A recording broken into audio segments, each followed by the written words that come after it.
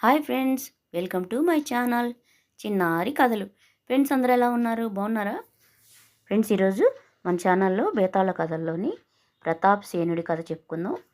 చాలా కథలని విక్రమార్కుడు తిరిగి శ్మశానానికి వచ్చి బేతాళుని భుజం మీద వేసుకొని నడవసాగాడు. శవంలోని బేతాళుడు ఈ విధంగా కథ చెప్పడం మొదలెట్టాడు. చాలా కాలం క్రితం మగధరాజు దగ్గర ఒక రక్షకుడు ఉండేవాడు. అతని పేరు ప్రతాప్ సేనుడు. అతడు నమ్మదగిన వ్యక్తి. రాజు పట్ల అతనికి విపరీతమైన గౌరవభావం ఉండేది. అతడు ఒక గొప్ప సైనికుడు. ఒకసారి ప్రతాప్ సేనుడు తన ఆస్థానం నుంచి ఇంటికి తిరిగి వస్తూ ఉన్నాడు. అప్పటికి అర్ధరాత్రి అయింది. ప్రతాప్ సేనుడు ఒంటరిగా నడుస్తూ ఉన్నాడు. హఠాత్తుగా అతడికి దారిలో ఓ స్త్రీ ఏడుస్తూ కనిపించింది. ఆమె దగ్గరకు వెళ్ళి ఆమె దుఃఖానికి కారణం అడుగుదామనుకున్నాడు ప్రతాప్ సేనుడు. అతను ఎంత వేగంగా ఆమె దగ్గరికి చేరేందుకు ప్రయత్నించినా ఆమె దూరం అవుతూ ఉంది. చివరకు ఆమె ఒక గుడిలోకి వెళ్ళింది. ప్రతాప్ సేనుడు ఆమెను అనుసరించాడు. అయితే ఆమె గుడిలో కనిపించలేదు. దాంతో ఆ స్త్రీ దుర్గాదేవి అని నిర్ణయించుకున్నాడు. వెంటనే, తల్లి, నీవు విశ్వమాతవు, నీకొచ్చిన సమస్య ఏమిటో నాకు చెప్పు, నేనేం చేయగలనో చెప్పు, నన్ను ఆదేశించు అని అన్నాడు ప్రతాపసేనుడు. ఆ మరుక్షణమే అతనికి ఒక దివ్యవాణి వినిపించింది. ప్రతాపసేన, నేను ఏ ప్రమాదంలో లేను. రాజు రేపు చనిపోతున్నాడు. అందుకనే నేను ఏడుస్తున్నాను అని అంది ఆ దివ్యవాణి.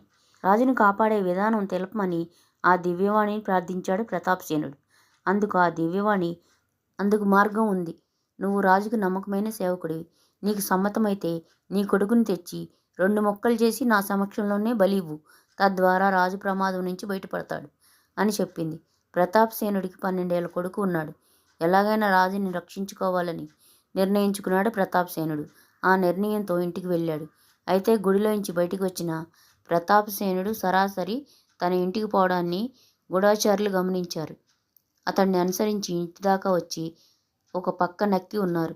మనం రాజుగారిని కాపాడుకోవాలి. రాజు ప్రాణం మన కుమారుడి ప్రాణం కంటే ఎక్కువ విలువైంది. అందువల్ల మన కుమారుని కోల్పోయినా మనం రాజుని రక్షించుకోవాలి అని భార్యతో అన్నాడు ప్రతాపసేనుడు. అతడి మాటలు విన్న భార్య మనసులో బాధపడుతున్నప్పటికీ పైకి ఈ విషయం వ్యక్తం చేయలేదు. మీరు చెప్పినట్టే చేద్దాం. మీరు చెప్పినది సరైనదే. రాజు ప్రాణం మన కుమారుడి ప్రాణం మీద ఆధారపడి ఉంటే మనకు రాజుగారి ప్రాణమే ముఖ్యం అని అన్నదామె.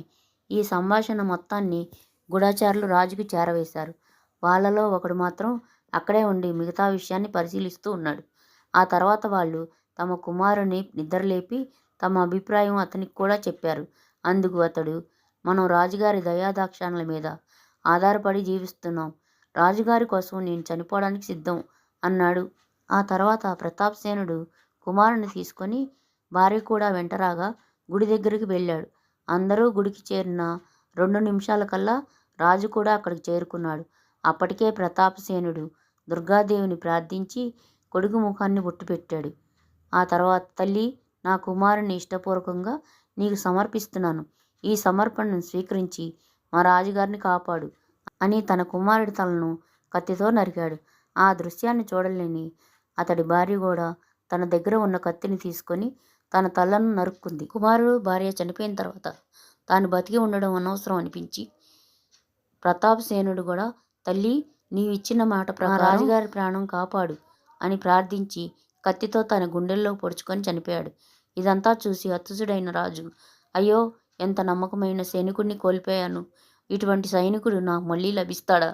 అటువంటి సైనికుడు లేని జీవితం వృధా అని భావించిన రాజు తన కత్తిని తీసి తనను తాను చంపుకోబోయాడు. ఆ మరుక్షణమే దుర్గాదేవి ప్రత్యక్షమైంది. రాజా, తొందరపడవద్దు. మీరు ఒకరికంటే ఒకరు గొప్ప త్యాగమూర్తులు. నేను మిమ్మల్ని పరీక్షించదలుచుకున్నాను. మీరు ఈ పరీక్షలో నెగ్గారు. చనిపోయిన ఈ ముగ్గురిని నేను బ్రతికిస్తున్నాను అని దుర్గాదేవి చెప్పింది. ఆ మరుక్షణమే ఆ ముగ్గురు నిద్రలోంచి లేచినట్టు పైకి లేచారు. ఆ తర్వాత దుర్గాదేవి వాళ్ళకి అనేక వరాలను ప్రసాదించింది. విక్రమార్క, కథంతా విన్నావు కదా. ఈ కథలో ఎవరి త్యాగం గొప్పది అని అడిగాడు బేతాళుడు.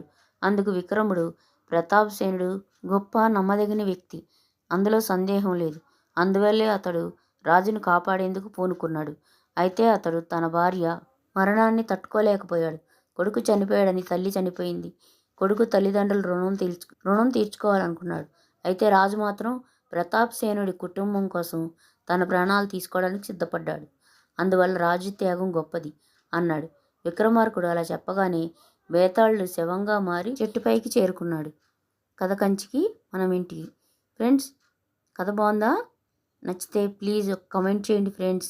కథ ఎలా ఉందో, నచ్చిందా నచ్చలేదా, మీదే ఊరు అని ఒక కమెంట్ చేయండి. దాంతోపాటు చిన్న లైక్ చేయండి. ఉంటాను. Bye bye.